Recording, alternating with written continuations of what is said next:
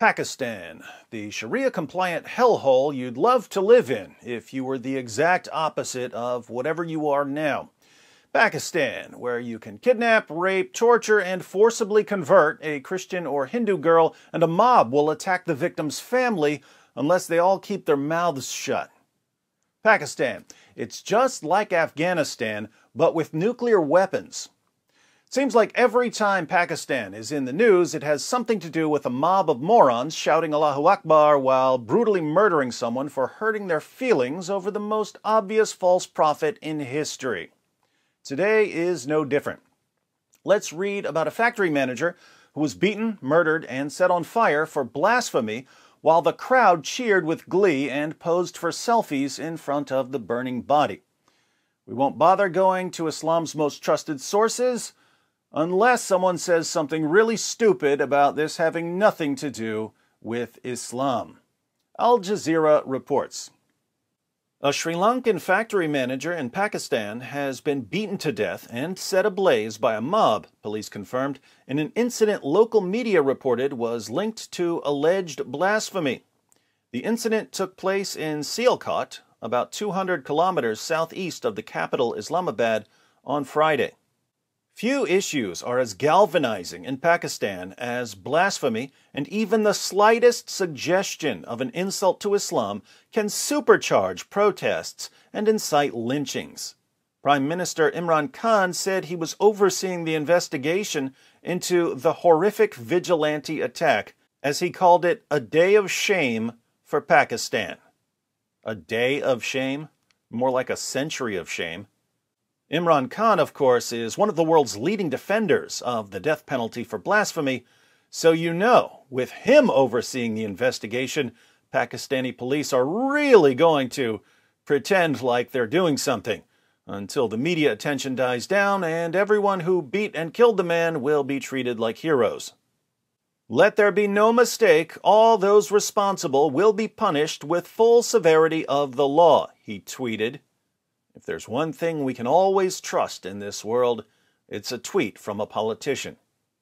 A police official in Sialkot, who spoke on condition of anonymity because of the sensitivity of the case, said investigators believed the attackers had accused the manager of blasphemy for tearing down a poster with Islamic holy verses. Pakistan, where tearing down a poster gets you thrown in a toaster. Several gruesome video clips shared on social media showed a mob beating the prone victim while chanting slogans against blasphemy. Other clips showed his body set ablaze, as well as the overturned wreckage of what was said to be his car. Many in the mob made no attempt to hide their identity, and some took selfies in front of the burning corpse. Punjab government spokesman Hassan Kaur told reporters in Lahore that police have already arrested 50 people. CCTV footage is being carefully looked into as we have been directed to complete the inquiry within 48 hours, he said. The slogans chanted in the social media videos were the same used by supporters of the Tehreek-e-Labbaik Pakistan, TLP, an anti-blasphemy party. TLP sounds like another abbreviation for toilet paper. Just imagine an entire political party whose platform is executing people for blasphemy. Gotta love Pakistan. The TLP has in the past paralyzed the country with protests, including an anti-France campaign after Paris-based satirical magazine Charlie Hebdo last year republished cartoons depicting the Prophet Muhammad. You mean cartoons like these? Ha ha! How's it feel, TLP? No one expects the Muhammad cartoons. Let these images burn into your eyes the way you burn people for blasphemy. Mob killings over accusations of blasphemy have been frequent in Pakistan, where the crime can carry the death sentence. Tahir Ashrafi, Khan's advisor for interfaith harmony, in Pakistan?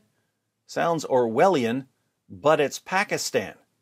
Talk about worlds colliding. Tahir Ashrafi, Khan's advisor for interfaith harmony, condemned the killers in a recorded video statement shared on social media. It is a barbaric act and against Islam's teaching, he said.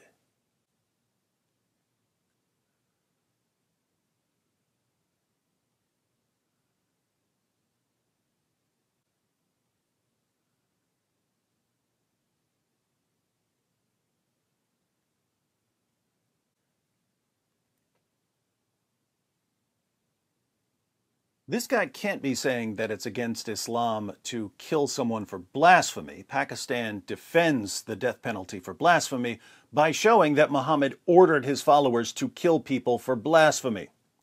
So he must be saying that vigilante justice is against Islam, and here he's just contradicting his own prophet.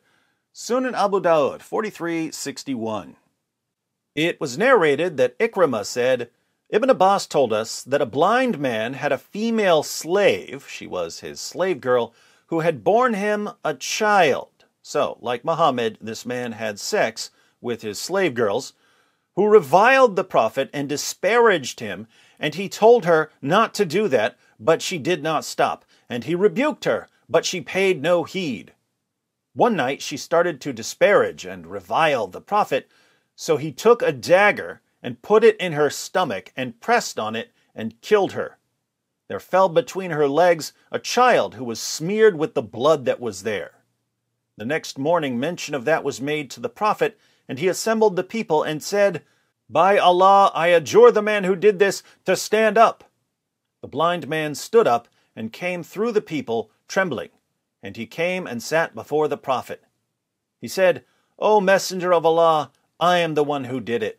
She used to revile you and disparage you, and I told her not to do it, but she did not stop. And I rebuked her, but she paid no heed.